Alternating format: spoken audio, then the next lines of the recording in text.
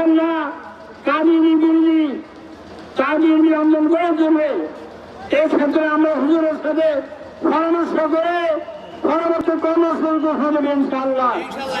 যেহেতু হুজুর আমাদের আমির, এই নিয়ে আমি হুজুরের সাথে পরামর্শ ছাড়া আজকে কর্মসূচি ঘোষণা দেওয়া সম্ভব নয়।